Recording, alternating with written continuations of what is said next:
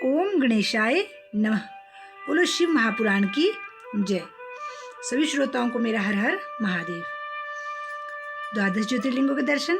श्री मल्लिकार्जुनाय नमः, श्री नागेश्वराय नमः, श्री विश्वनाथाय नमः, श्री भीमशंकराय नमः, श्री त्र्यंबकेश्वराय नमः, श्री वैद्यनाथाय नमः, श्री केदारनाथाय नमः, श्री अमलेश्वराय नमः, श्री तारकनाथाय नमः, श्री कृष्णेश्वराय नमः, श्री महाकालेश्वराय नमः, श्री श्री सोमनाथेश्वर प्रभु की जय हो। आप सभी को मेरा हर हर महादेव। गुरु ब्रह्मा गुरु विष्णु गुरुदेवो महेश्वरा, गुरु साक्षात परम ब्रह्मा तस्मै श्री गुरुवे नमः। गुरु महाराज के चरणों में कोटि कोटि प्रणाम। आज हम पढ़ेंगे 18वां अध्याय, बंधन और मोक्ष का विवेचन, शिव के भस्म धारण का रहस्य। ऋषि बोले, सर्वज्ञों में श्री सूत जी, बंधन और मोक्ष क्या है? कृपया हम पर कृपा कर हमें बताएं। सूत जी ने कहा, महर्षियों, मैं बंधन और मोक्ष के स्वरूप व उपाय का वर्णन तुम्हारे लिए कर रहा हूँ। पृथ्वी के 8 बंधनों के कारण ही आत्मा की जीव संज्ञा है, अर्थात बंधनों में बंधा हुआ जीव बद्ध कहलाता है, और जो उन बंधनों से छूटा हुआ है उसे मुक्त कहते हैं। प्रकृति, बुद्धि, त्रिगुणात्मक अहंकार और 5 तन्मात्राएं आदि 8 तत्वों के समूह से देह की उत्पत्ति हुई है। देह से कर्म होता है और फिर कर्म से नूतन देह की उत्पत्ति होती है। शरीर को स्थूल, सूक्ष्म और कारण के भेद से जानना चाहिए। स्थूल शरीर व्यापार कराने वाला, सूक्ष्म शरीर इंद्रियां भोग प्रदान करने वाला तथा शरीर को आत्मानंद की अनुभूति कराने वाला होता है। कर्मों के द्वारा ही जीव पाप और पुण्य भोगता है। इन्हीं से सुख दुख की प्राप्ति होती है। अतः कर्म पाश में बंधकर जीव शुभाशुभ कर्मों द्वारा चक्र की भांति घुमाया जाता है। इससे छुटकारा पाने के लिए महाचक्र के कर्ता भगवान शिव की स्तुति और आराधना करनी चाहिए। शिव की सर्वज्ञ, परिपूर्ण और अनंत शक्तियों को धारण किए हैं, जो मन, वचन, शरीर और धन से वेरलिंग या भक्तजनों में शिव भावना करके उनकी पूजा करते हैं, उन पर शिव जी की कृपा अवश्य होती है। शिवलिंग में शिव की प्रतिमा ने शिव भक्तजनों में शिव की भावना करके उनकी प्रसन्नता के लिए पूजा करनी चाहिए। पूजन शरीर, मन, वाणी और धन से कर सकते हैं। भगवान शिव पूजा करने वाले पर विशेष कृपा करते हैं और अपने लोक में निवास का सौभाग्य प्रदान करते हैं। जब तन्मात्राएं वश में हो जाती है, तब जीव जगदम्बा से शिव का सामीप्य प्राप्त कर लेता है। भगवान का प्रसाद प्राप्त होने पर बुद्धि वश में हो जाती है। सर्वज्ञता और तृप्ति शिव के ऐश्वर्य हैं। इन्हें पाकर मनुष्य की मुक्ति हो जाती है। इसलिए शिव का कृपा प्रसाद प्राप्त करने के लिए उन्हीं का पूजन करना चाहिए। शिव क्रिया, शिव तप, शिव मंत्र जाप, शिव ज्ञान और शिव ध्यान प्रतिदिन प्रातः से रात को सोते समय तक, जन्म से मृत्यु तक करना चाहिए एवं मंत्रों और विभिन्न पुष्पों से शिव की पूजा करनी चाहिए। ऐसा करने से भगवान शिव का आलोक प्राप्त होता है। ऋषि बोले, उत्तम व्रत का पालन करने वाले सूत जी, शिवलिंग की पूजा कैसे करनी चाहिए? कृपया हमें बताइए। सूत जी ने कहा, ब्राह्मणों, सभी कामनाओं को पूर्ण करने वाले लिंग के स्वरूप का मैं तुमसे वर्णन कर रहा हूँ।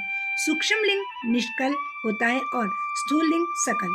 पंचाक्षर मंत्र को स्थूल लिंग कहते हैं। दोनों ही लिंग साक्षात मोक्ष देने वाले हैं। प्रकृति एवं पुरुष लिंग के रूपों के बारे में एकमात्र भगवान शिव ही जानते हैं और कोई नहीं जानता। पृथ्वी का पर 5 लिंग है, जिनका विवरण मैं तुम्हें सुनाता हूँ। पहला स्वयंभू शिवलिंग, दूसरा बिंदु लिंग, तीसरा प्रतिष्ठित लिंग, चौथा चरलिंग और 5वां गुरुलिंग है। देवर्षियों की तपस्या से संतुष्ट हो उनके समीप प्रकट होने के लिए पृथ्वी के अंतर्गत बीज रूप में व्याप्त हुए भगवान शिव वृक्षों के अंकुर की भांति भूमि को भेद कर नाथलिंग के रूप में व्यक्त हो जाते हैं। स्वतः प्रकट होने के कारण ही इनका नाम स्वयंभू लिंग है। इसकी आराधना करने से ज्ञान की वृद्धि होती है। सोने चांदी भूमि वेदी पर हाथ से प्रणव मंत्र लिखकर भगवान शिव की प्रतिष्ठा और आह्वान करें तथा 16 उपचारों से उनकी पूजा करें। ऐसा करने से साधक को ऐश्वर्य की प्राप्ति होती है। देवताओं और ऋषियों ने आत्म सिद्धि के लिए पौरुष लिंग की स्थापना मंत्रों के उच्चारण द्वारा की है। यही प्रतिष्ठित लिंग कहलाता है। किसी ब्राह्मण अथवा राजा द्वारा मंत्र पूर्वक स्थापित किया गया लिंग भी प्रतिष्ठित लिंग कहलाता है, किंतु वह प्राकृत लिंग है। शक्तिशाली और नित्य होने वाला पौरुष लिंग तथा दुर्बल और अनित्य होने वाला प्राकृत लिंग कहलाता है। लिंग नाभि, जीव, हृदय और मस्तक में विराजमान आध्यात्मिक लिंग को चर लिंग कहते हैं, पर्वत को पौरुष लिंग और भूतल को विद्वान प्राकृत लिंग मानते हैं। पौरुष लिंग समस्त ऐश्वर्य को प्रदान करने वाला है, प्राकृतिक लिंग धन प्रदान करने वाला है, चरलिंग में सबसे प्रथम रसलिंग ब्राह्मणों को अभिष्ट वस्तु प्रदान करने वाला है, स्वर्णलिंग वैश्यों को धन, बाणलिंग क्षत्रियों को राज्य, सुंदरलिंग शूद्रों को शुद्धि प्रदान करने वाला है। बचपन, जवानी और बुढ़ापे में स्फटिकी मय शिवलिंग का पूजन स्त्रियों को समस्त भोग प्रदान करने वाला है। समस्त पूजा कर्म गुरु के सहयोग से करें। इष्ट देव का अभिषेक करने के पश्चात अग्नि के चावल की बनी खीर तथा नैवेद्य अर्पण करें। निवृत्त मनुष्य को सूक्ष्म लिंग का पूजन विभूति के द्वारा करना चाहिए।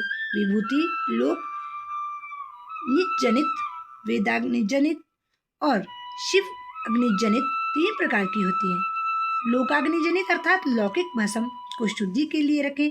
मिट्टी, लकड़ी और लोहे के पात्रों को धान्य, तिल, वस्त्र आदि की भस्म से शुद्धि होती है। वेदों से जनित भस्म को वैदिक कर्मों के अंत में धारण करना चाहिए। मूर्तिधारी शिव का मंत्र पढ़कर बेल की लकड़ी जलाएं। कपिला गाय के गोबर तथा शमी, पीपल, प्लाश, बड़, अमलताश और बैर की लकड़ियों से अग्नि जलाएं। इसे शुद्ध भस्म माना जाता है। भगवान शिव ने अपने गले में विराजमान प्रपंच को जलाकर भस्म रूप से सार तत्वों को ग्रहण किया है। उनके सारे अंग विभिन्न वस्तुओं के सार रूप हैं। भगवान शिव ने अपने माथे में तिलक ब्रह्मा, विष्णु और रुद्र के सार तत्वों को धारण किया है। सजल भस्म को धारण करके शिव जी की पूजा करने से सारा फल मिलता है। शिव मंत्र से भस्म धारण कर श्रेष्ठ आश्रमी होता है। शिव की पूजा अर्चना करने वाले को अपवित्रता और सूतक नहीं लगता। गुरु शिष्य के राजस, तामस और तमोगुण का नाश कर शिव का बोध कराता है। ऐसे गुरु के हाथ से भस्म धारण करनी चाहिए। जन्म और मरण सब भगवान शिव से ही नहीं बनाए हैं। जो इन्हें उनकी सेवा में ही अर्पित कर देता है वह बंधनों से मुक्त हो जाता है। स्थूल, सूक्ष्म और कारण को वश में कर लेने से मोक्ष प्राप्त होता है। जो शिव की पूजा में तत्पर हो, मौन रहे, सत्य तथा गुणों से युक्त हो, क्रिया, जाप, तप करता रहे, उसे दिव्य ऐश्वर्य की प्राप्ति होती है तथा ज्ञान का उदय होता है। शिव भक्त यथा योग्य क्रिया एवं अनुष्ठान करें तथा धन का उपयोग कर शिव स्थानों में निवास करें।